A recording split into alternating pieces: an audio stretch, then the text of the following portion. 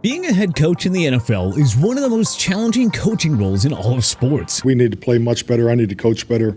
And, you never want to play that way, especially at home.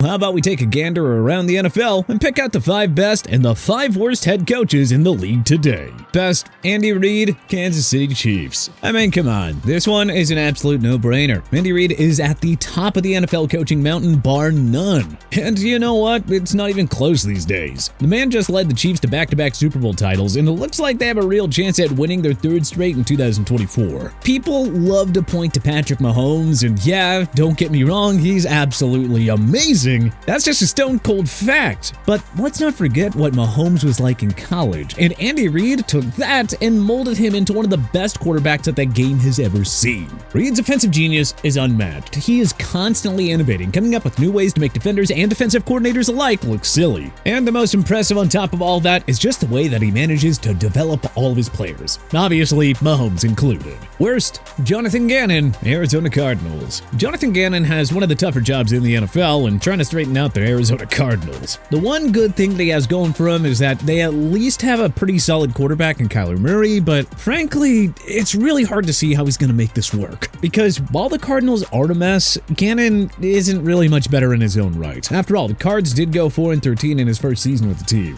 What's particularly concerning about Ganon is that he's a defensive coordinator by trade, and if you've had the misfortune of watching any Cardinals games last year, you should know that he didn't exactly put on a masterclass with that unit. Arizona's defense had holes everywhere, despite some solid personnel, and with the way that he struggled last year, I don't know, it's just hard to imagine Ganon patching them up anytime soon. So, unless he pulls off some sort of miracle or forges a pact with the devil, it's gonna be a bumpy ride in the desert. And you know, he might find himself out of work sooner rather than later. Best, Sean McVey, Los Angeles Rams. Sean McVey burst onto the scene like a supernova as one of the youngest head coaches that pro sports has ever seen, and since then, he has just continued to shine as one of the NFL's brightest stars. I guess that's why he's had so much success in Los Angeles. This guy is just an offensive wizard, and the miracle he pulled off leading the Rams to a Super Bowl win in Matthew Stafford's first season with the team solidified his place among the elite. What really sets McVey apart is his ability to adapt. He's not just running the same system year after year.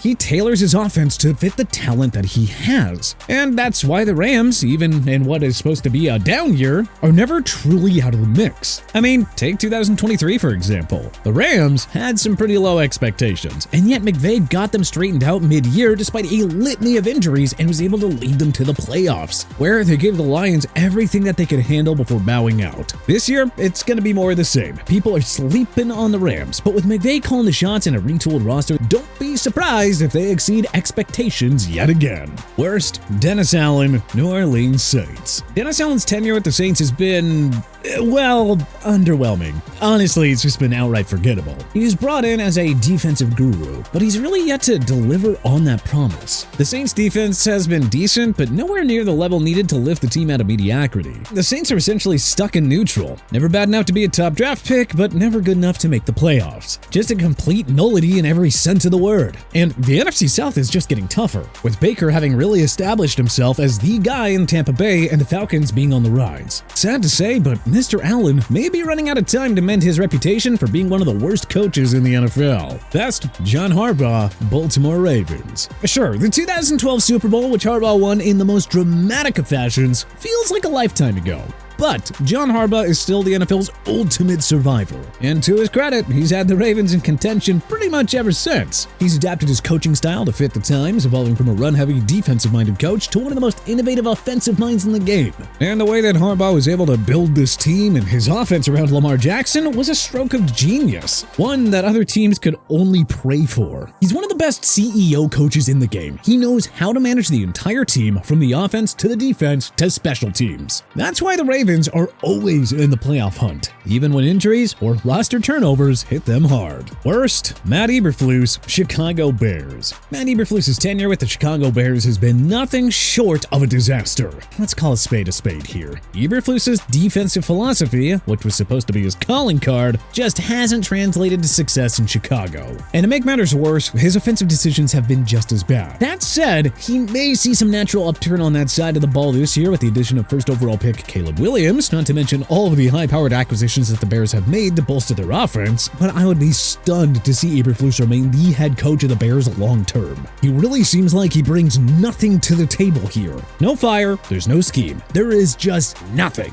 Nothing but disappointment and frustration for the good people of the Windy City, who are desperate to see their Bears turned back into a winner. Best, Jim Harbaugh, Los Angeles Chargers. Jim Harbaugh's been out of the NFL for a while, but make no mistake, this guy knows how to win. Most recently, we saw it at Michigan, but the reality is that he's taken every team he's coached to the next level. And with the Chargers' talent, there is no reason to believe that he won't do the same in Los Angeles. Harbaugh's hard-nosed approach is exactly what the Chargers need to toughen up, especially when it comes to winning close games. It'll be awesome to see what he can do with stars on the defensive side of the ball like Khalil Mack and Joey Bosa. That unit could be really humming this season. He also has a huge luxury with a guy like Justin Herbert under center. There is some concern about the lack of skill position players, but that's exactly Harbaugh's strong suit. Getting the most out of his guys and getting his team to play some exceptional complementary football. Expect big things from this squad under his leadership. Worst, Robert Saleh, New York Jets. Heading into his head coaching start with the New York Jets, Robert Saleh was a well-respected individual around the NFL for his ability to mastermind and motivate defenses. I mean, that's what the Jets brought him in for.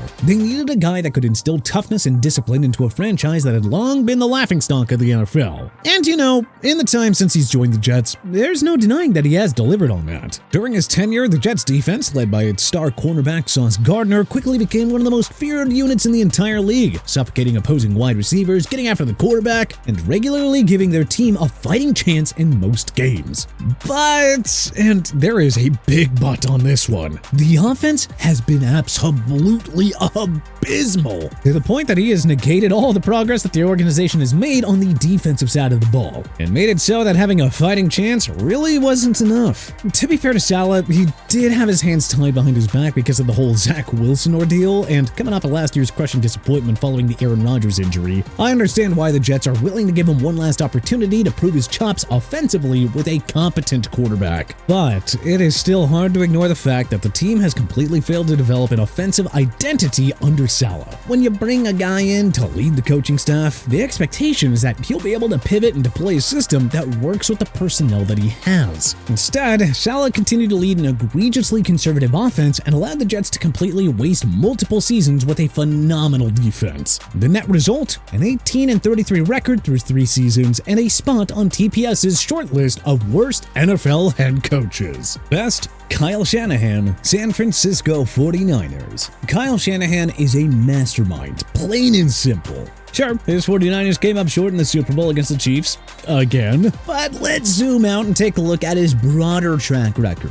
Every year, this team is right there, deep in the playoffs, knocking on the door. And he's done it everywhere he's went to, even as a coordinator. After all, we saw Matt Ryan transform into an MVP under him. And now, he's turned Brock Purdy, Mr. Irrelevant, into one of the most exciting young quarterbacks in the game today. That is no small feat. Shanahan's offensive schemes are pure wizardry. You can practically feel the opposing defensive coordinators losing their minds trying to just keep up with him. And it's not just the offense. Shanahan's fingerprints are all over the roster. The 49ers are stacked on both sides of the ball, and that is a testament to his ability to build a team that is tough, disciplined, and ready for anything. Worst, Mike McCarthy, Dallas Cowboys. Mike McCarthy's regular season resume is pretty dang solid. I mean, you don't go 12-5 3 years in a row without knowing how to win football games. And yes, he won a Super Bowl, but that was like, over a decade ago, and looking more and more like a fluke by the minute. So let's all be real here. McCarthy's Cowboys always fold when it matters most. Year after year,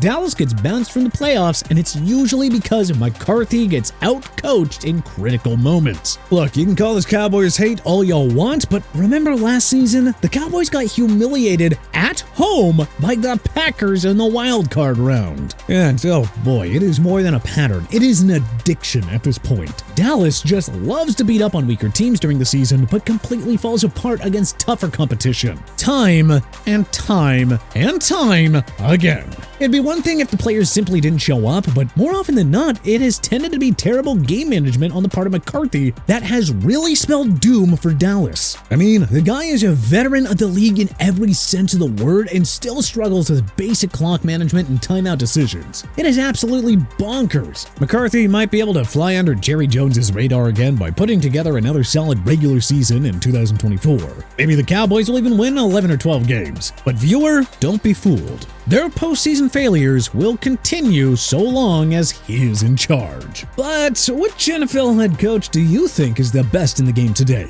Who do you think is the worst? What do you think we got wrong here? What do you think we got right? Was there anybody that we may have missed? Let us know in the comment section below.